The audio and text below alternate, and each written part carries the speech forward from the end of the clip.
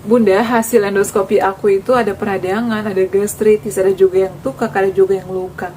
Hal apa yang harus kita lakukan? Bunda, aku tuh tadinya ngalamin gastritis sering begah, tapi udah membaik setelah aku menerapkan 3P-nya. Nah, saat ini aku masih sering ngalamin kayak perih-perih gitu, tapi nggak sering. Apa yang harus kita lakukan? Teman-teman, aku juga mantan pejuang gastritis ya.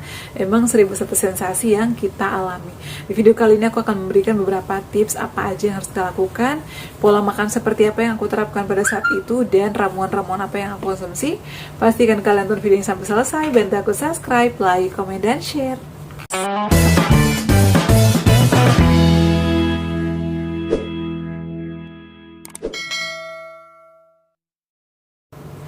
Assalamualaikum warahmatullahi wabarakatuh. Hai semuanya, kembali lagi di channel aku Deva dan Bunda. Gimana kabarnya teman-teman? Semoga sehat selalu ya.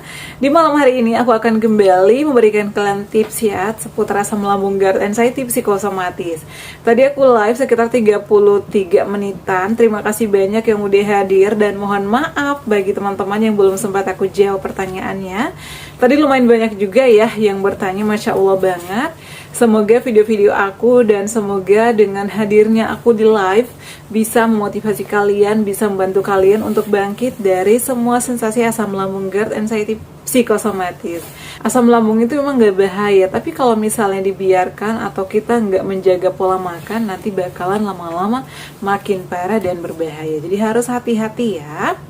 Nah, di video kali ini aku bakal sharing lagi dan menjawab pertanyaan kalian. Tadi ada banyak banget pertanyaan yang belum sempat aku jawab. Terutama ada yang udah endoskopi, ada yang udah USG, hasilnya apa? Ada peradangan bun, ada gastritis, ini gimana cara mengatasinya? Nah, kebetulan teman-teman, aku juga adalah mantan pejuang gastritis. Jadi memang untuk gastritis ini 1000 sensasi yang kita alami ya. Dan tadi juga ada yang menanyakan, Bunda, obatnya apa aja sih pada saat berjuang melawan gastritis? Berapa lama sih sembuhnya gastritis ini? Dan kalau gastritis itu boleh nggak sih kita makan kulit ayam? Boleh nggak sih kita makan kulit sapi? Masya Allah, banyak banget pertanyaan tadi ya. Nah teman-teman, jadi aku tuh gastritis. Kenapa? Setelah dilakukan endoskopi ditemukan adanya peradangan ringan di dinding lambung aku. Dikarenakan apa? Karena dulu sering telat makan. Kemudian selain itu juga aku suka makan berlebihan, gak dikunyah halus, dan juga karena faktor pikiran. Sebenarnya untuk gastritis ini bukan saja dari makanan, tapi bisa juga dari faktor pikiran. Jadi kita harus hati-hati, harus disiplin dalam berbagai hal. Nah lantas kalau hasil endoskopi ataupun hasil USG kita udah keluar dengan hasilnya itu adalah ada gastritis atau peradangan ringan, tadi juga ada yang tukak, ada juga yang luka, apa yang harus kita lakukan? Nah, namanya radang, namanya ada luka, namanya ada tukak, berarti lambung kita itu kan lagi tidak baik-baik saja. Yang pertama harus kita lakukan itu adalah menghindari makanan pantangannya, dan kita makan apapun itu harus dikunyah halus ya teman-teman ya. Jadi jangan sampai makanan yang masuk ke lambung atau ke perut itu membuat atau menimbulkan sensasi baru lagi. Nah, lambung kita udah perih nih, lambung kita udah banyak gas nih, tapi nanti kalau masuk makanan yang dikunyah halus itu nanti akan menimbulkan sensasi baru lagi. Jadi pertama itu adalah dari makanan. Makanannya hindari makanan yang pedas, gurih, kafein, soda, cabai. Jadi makanan-makanan yang sering aku sebutin selama ini yang wajib dihindari dulu. Sayur-sayuran juga carilah yang aman. Sayuran, buah-buahan cari yang aman. Videonya udah pernah aku share. Kemudian yang kedua adalah jadwal makannya. Jadwal makannya itu pejuang asam lambung itu disaranin untuk makan sering, tapi porsinya kecil. Tapi ada juga yang mengatakan bahwa pejuang asam lambung itu nggak boleh sering makan, nanti lambungnya malahan makin luka. Tapi kenyataannya ya ada juga yang sembuh dengan makan sering porsi kecil. Jadi kita itu nggak boleh makan berlebihan. Kalau makan berlebihan takutnya nanti terlalu begah, terlalu kembung, nanti akan menimbulkan sensasi baru lagi, begal lagi, sendawa lagi, perutnya bunyi-bunyi lagi, kerucuk-kerucuk lagi. Jadi kalau saran dari aku nih, sesuai dengan pengalaman pribadiku, pada saat itu aku atur jadwal makan 2 jam sekali. Misalnya jam 7, jam 9, jam 11, jam 1. Jadi dikasih jarak 2 jam. Nah, tapi cara aku pada saat itu beda ya. Ini aku hanya kasih contoh ya, example doang. Aku pada saat itu Dari bangun tidur jam 4:30, kemudian aku itu pada saat bangun konsumsi air putih. Kalau perut aku lagi terasa mengganjal, aku kompres dulu. Jadi tergantung perasaan yang kita rasakan. Kalau saat bangun tidur aku perutnya nyut-nyutan nih, karena pejuang gastritis itu kan ada radang ya, ada iritasi. Jadi biasanya pada saat bangun itu, aduh, nyut-nyutan nih di perut ya, kadang kayak panas.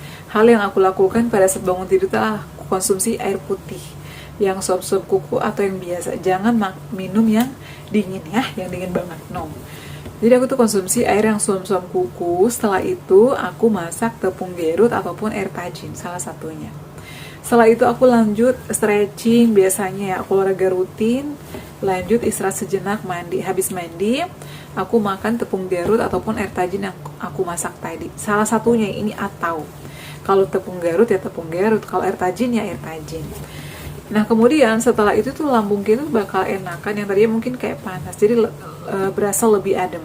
Kalau misalnya nggak ada tepung gerut, bisa kalian order jenang gemi. Ini juga terbuat dari 100% bahan alami ya, dari pati gerut. Ini komposisinya itu adalah ada serbuk pisang, pati gerut, dan juga gula. Tapi ada yang varian original, jadi sesuai selera kalian ya. Kalau pengen yang tepung gerut original yang harga 25.000 kalau nggak salah, pernah aku beli dulu, sering banget itu langganan, setiap habis aku langsung order. Itu harganya 27 ribuan. Aku cantumkan di bawah sini juga ya, tepung gerut. Kalau mau jalan gemi yang kayak gini, aku cantumkan di bawah sini juga. Jadi aku tuh konsumsinya setiap hari 3 kali sehari teman-teman ya, karena aku tadi peradangan. Kemudian setelah konsumsi air tajin ataupun tepung gerut, lanjut aku dandan dan sebagainya. Dan pada saat mau berangkat kerja pun aku makan sesuap dua suap dulu, takutnya masuk angin ya, namanya kita naik motor. Sampai di kantor, habis siapin meja kerja, aku lanjut sarapan. Kadang bubur ayam, kadang nasi yang aku bawa dari rumah, kadang oat, jadi apa aja. Atur jadwalnya ya. Kalau udah makan di 7:30 berarti kita makannya 8:30 atau 9:30. Jadi sesuaikan aja senyamannya perut kalian. Yang penting harus dikunyah halus, jangan sampai langsung telan. Itu nanti bakal menimbulkan sensasi lagi ya. Ya, itu yang pertama, makanan. Intinya makanan kita harus halus. Kemudian perbanyak konsumsi air putih, karena biasanya asam lambung kita naik itu kan jadi gas.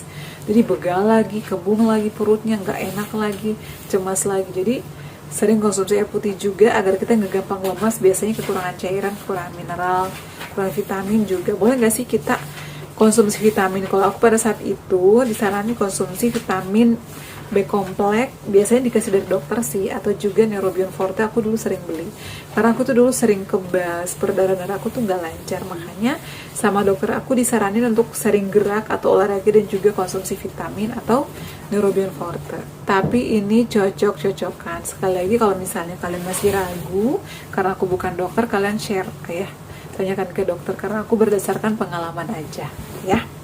Nah kemudian selain konsumsi air putih dan vitamin, juga kita harus istirahatnya yang cukup ya. Istirahatnya yang cukup, jangan begadang. Kita tuh tidurnya paling malam jam 9. Biasanya aku tuh makan malamnya jam 7 atau setengah 7.